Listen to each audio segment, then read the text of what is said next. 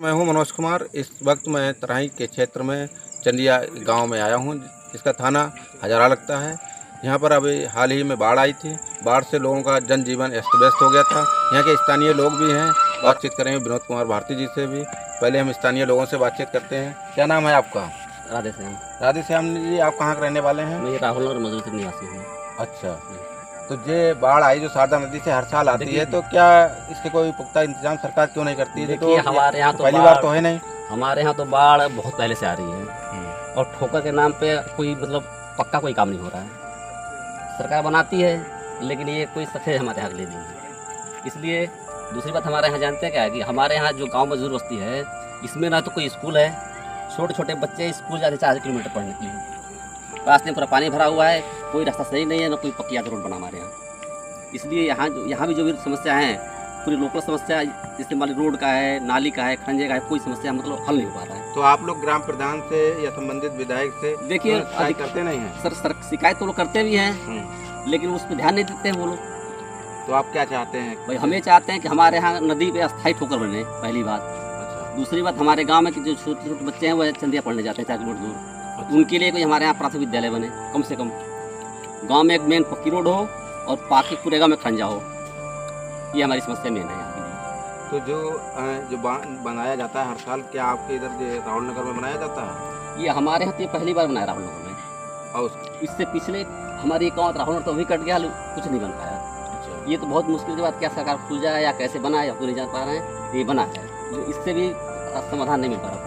तो पुल जो बांध बनाया गया उससे कोई समाधान नहीं हो गया? समाधान नहीं, वो भी आगे टूट गया है, पानी गाँव में से बनाया था इस टाइम मट्टी से बनाया था या नहीं? ये इसमें कट्टे डाले हैं, जियो कट्टे डाले हैं इसमें, और ये पिलर लगा है, तिगोड़ी से कहते हैं, क्या पात का पानी कहते हैं। जबकि ये अस्थायी समाधान नहीं है हमारे यहाँ। मान लीजिए तटबंध लगे अस्थायी, तो इससे जब पानी रोकने की कोशिश, जो बाढ़ आई तो इससे पानी रुका या नहीं? देखिए, इससे पानी नहीं रुक सकता है। नहीं रुका? नहीं रुका और रुकेगा भी नहीं। इससे अस्थायी अगर ठोकर होता है ऊंचे कर करके, जैसे रमनगर बांध बना हुआ है डाम जैसा, ऐसा कि ना करेगा राहुल यहाँ बनता है तब जाके हमारा अस्थायी संगम होगा। कहाँ तक जब पानी आ गया था बाढ़ का? ये तो इस समय मान लीजिए कि अभी तो 2-4 घरों में घुसा था, ये हर साल पूरे गाँव में घुसता है पानी, पूरा गाँव। हाँ। चलिए विनोद भारती जी से बात करते हैं, जो आम आदमी पार्टी के वरिष्ठ नेता हैं पीलीभीत से इस समय। और आपको बताते चलें, जब पूर्णपुर विधानसभा से पिछली बार विधानसभा का विधायकी का चुनाव भी लड़ चुके हैं और क्षेत्र की जनता से जुड़े हुए रहते हैं, उनकी समस्याओं को हमेशा उठाते रहते हैं। आज भी हालचाल जानने के लिए आए अपने विधानसभा पूर्णपुर में। और जो राहुल नगर जो गाँव है, यहाँ नदी के किनारे खड़े हैं, तो बातचीत करते हैं क्या मामला है और आप कैसे पता लगा तो जो आप लोगों को मिलने आए? देखिए, आजकल क्या, देखिए सब जगह डिजिटल सुविधाएं हैं। डिजिटल के माध्यम से पता लगा कि हमारे पास फ़ोन पे खबर आई कि राहुल नगरा है और चंदिया हजारा है, उस तरफ के गांव में पानी बहुत ज़्यादा आया है। लोग कैसे न कैसे अपना जीवन व्यतीत कर रहे हैं। छत पे जाके लोग सो रहे हैं, छत पे लोगों ने टेंट लगा रखा है, उसी में अपना भी जीवन यापन कर रहे हैं। तो ये सब चीज़ देखने के लिए हमने यहाँ पे आए कि गवर्नमेंट जो बीजेपी है उसने अभी क्या समाधान किया। तो हमारी नज़र में तो ये है कि ये पूरा जो हजारा बेल्ट है, यहाँ पूरा बांध बनना चाहिए। जैसे कि हमारा रामनगर की तरफ जो बांध बना हुआ है, ये जैसे बोले आप कभी टूरिज्म में गए हो नानक माता डाम, जब तक वो ऐसा डाम नहीं बनेगा तो यहाँ समाधान नहीं होगा। इसको तो अगर गवर्नमेंट चाहे यहाँ की तो वो इसको टूरिज्म में कन्वर्ट कर सकती है। डाम बनेगा तो गवर्नमेंट तो करोड़ों रुपए हर साल खर्च करती है बांध बनाने के लिए, तो उसके लिए तो हम कुछ नहीं कर सकते। हम तो मौके पे हैं, आपके सामने हैं। देखिए, कोई खर्च किया, हमें तो कुछ दिख नहीं रहा, उससे कोई बेनिफिट तो है नहीं यहाँ के लोगों के लिए। ये सिर्फ कागज़ में ही खर्च हो रहा है, बस मौके पे धरातल पे कुछ भी नहीं है। जो हमें दिख रहा है हम तो वही बोलेंगे। तो इसको आप किसके जिम्मेदार मानते हैं? हम इसको कहने की जो यहाँ के लोकल विधायक हैं या यहाँ के जो MP हैं, इसके लिए जिम्मेदार वो लोग हैं, क्योंकि पूरी दुनिया पानी के लिए सेहत के रख रही है, ये लोग इसको देख नहीं रहे। हमारी नज़र में तो पीलीभीत का जो पूर्णपुर विधानसभा है, ये तो टूरिज्म का हब है। इसको ये पानी को पक्का डाम बना के इसको टूरिज्म में कन्वर्ट कर सकते हैं। पता नहीं गवर्नमेंट क्यों नहीं कर रही है, वो गवर्नमेंट का अपना। चलिए, बातचीत करने के लिए धन्यवाद। देखिए, हम तो यहीं के निवासी हैं, थोड़े दूर पे हम रहते हैं माउंटाना क्षेत्र में, और हम बचपन से ये सुनते आए हैं कि शारदा के क्षेत्र में बाढ़ आई, पानी घुसा, बहुत सारे लोगों के घर गिर गए और बहुत क्षति हुई। लेकिन उसके बावजूद भी सरकार ने यहाँ पर कोई पुख्ता आज तक इंतजाम नहीं कर पाया, जबकि आज देश विश्व गुरु बनने की कगार पे है।